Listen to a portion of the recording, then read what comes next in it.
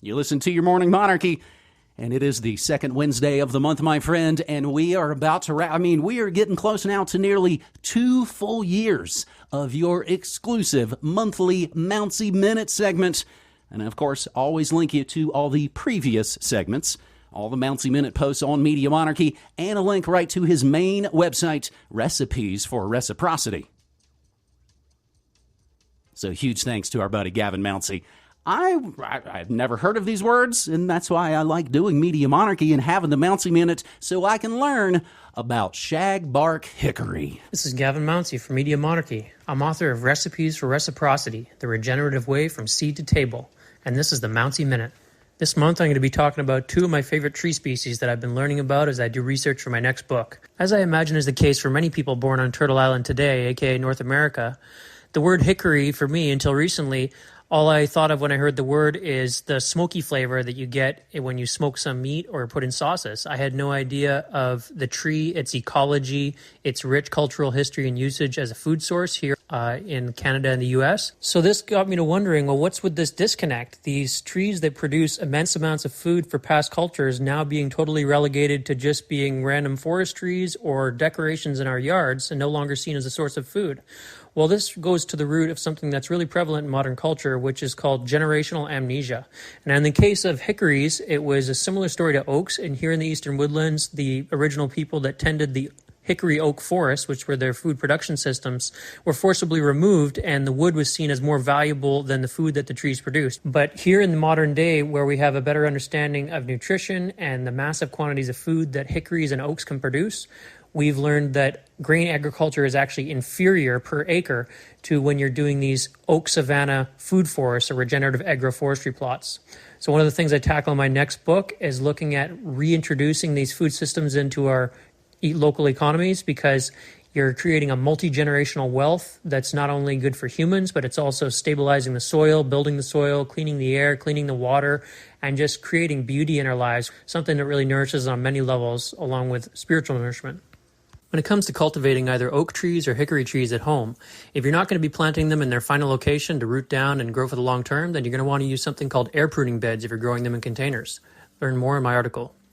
Now, when it comes to these trees as a food source, hickories basically taste a lot like pecans with a kind of a maple background flavor. They got a gnarly shell, but there's ways to process them. You can check out my article for the indigenous method that they did to do it in a hurry. You can also do it more slowly if you want to have access to the big chunks of nut meat. Now, hickory nuts can be enjoyed pretty much the same way that you enjoy walnuts or pecans in every recipe. If you don't want to go to the effort of cracking open the shells carefully so you can get the nut meat to use in those types of recipes, you can do the expedited processing method of the indigenous people, which is they used a large hollowed out object, in their case a hollowed out piece of birch, a birch log, and then use a large pounding device to crush up the nuts with the shells and the nut meat together, and then cook it, and that separates the fats and the other beneficial compounds and flavors from the nuts, and then you put it through a strainer and you got yourself a really nutrient dense drink, or you can add it to recipes from that point too. Now with acorns, most acorns have to be leached. They have to go through a process of removing the tannins to make them edible for humans. If you manage to forage a whole bunch of acorns and you want to do leaching of the tannins old school, some people actually use a cold stream of flowing water to do it instead of the cooking method. After you've leached your acorn flour, you can use it to make various recipes such as pancakes, different types of bread, and some people will actually ferment the paste and make it into either miso paste with koji or make it into a type of cheese like you would make from using cashews. One workaround for this, which was utilized by many indigenous European peoples as well as indigenous people to Turtle Island, is they fed the acorns to the animals and let the animals do the leaching or gathering of the nutrients, and then they ate the animals. So they were tending the oak forest, they were bringing in the buffalo and the deer and the wild game, and those guys were eating the acorns and then they ate them. In the Desa system in Spain, they have a similar system where they're growing different oak trees, and they have livestock that does the same. Now, you can also make acorns into a wide range of different really delicious foods, so check out my article for ideas on how to do that. Another thing I want to quickly mention is that in the context of a multi-generational food forest design, having oak trees and hickory trees growing means that you can use wind-fallen logs to grow mushrooms. Some of the best mushrooms I've ever grown at home were grown on oak or hickory logs, growing lion's mane, shiitake, oyster mushrooms, and a range of other medicinals. So you can have that stacked into your food forest, and you can also just go out in the wild and find wind-fallen logs and use them for that purpose with amazing results. And then you're also building soil because you can put the log back to the earth in your compost after it's produced mushrooms for a few years for you. So a lot of potential there that's untapped. You'll find info in my book on mushroom cultivation on hardwood logs, including on oak logs, which you can also use for hickory logs.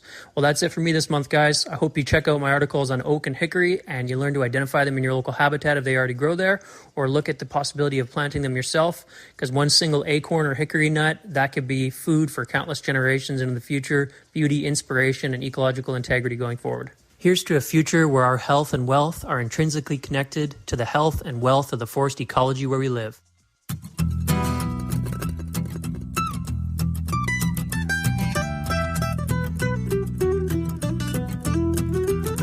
Oh, the shagbark hickory is a mighty hard tree, and it grows in the lowlands by the rivers and streams.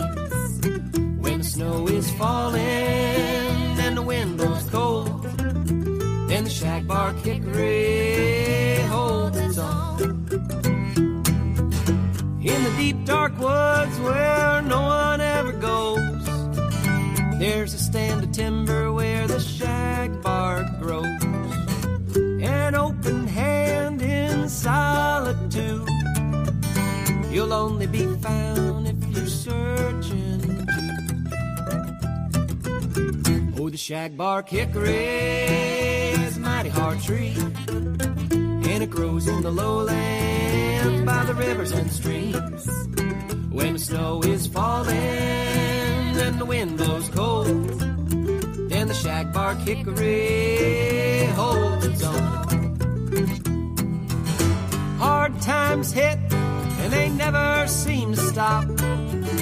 You're at the bottom just as soon as you reach the top.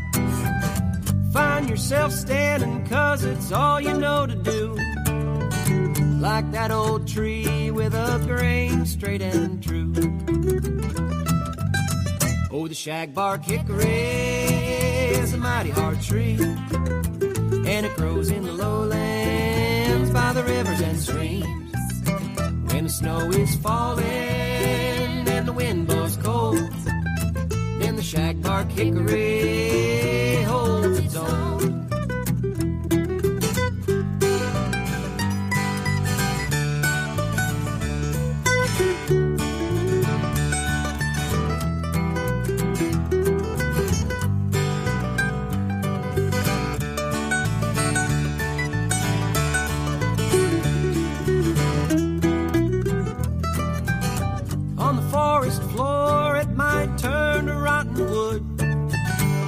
Carpenter's hands might work it into good. As the night is drawn along the grain, this piece of hickory breathes life again. Oh, the shagbark hickory is a mighty hard tree, and it grows in the lowlands by the rivers and streams. When the snow is falling and the wind blows cold, then the shagbark hickory holds its own. Then the shagbark hickory holds its own.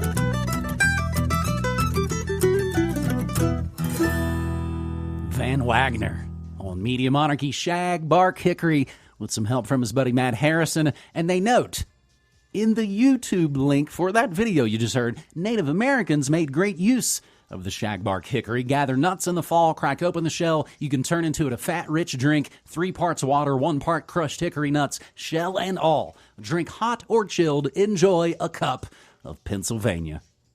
And I will have the separate Wikipedia link for Carya ovata, shagbark hickory, common hickory native to eastern North America with 2 varieties. Trees can grow to quite large size, but are unreliable in their fruit output. The nut is consumed by wildlife and historically by Native Americans, who also use the food. Birthday boy RBL made bomb-ass nanner bread with shagbarks, and they made pumpkin roll too, which I maybe saw a picture of. Rainbow Snake says, Mounsey has a point. My grandma took me on forest walks and taught me this stuff here in North Carolina. And of course, wild type notes. Goats love shagbark nuts, and you can tap the tree for syrup and then smoke it. She's made acorn meal, which is a lot of work, very grainy, but very high in nutritional value. And the gardener notes simply, lettuce, never buy. Cicero said the diligent farmer plants trees of which he will never see the fruit. 10:44 a.m. here in northern New Mexico. And I got might have to be another day's segment, a different kind of Mounsey Minute. As he notes on his Substack, there is no honor in taxpayer-funded organized murder-for-profit. War is still a racket. On November 11th, a day when we've been conditioned to glorify war as a necessary and honorable. Let us take an honest look at the true nature and profiteers of modern warfare. Remember, the Mounsey Minutes always have a standalone MP3 link so you can give it to family and they won't freak out about me saying swears.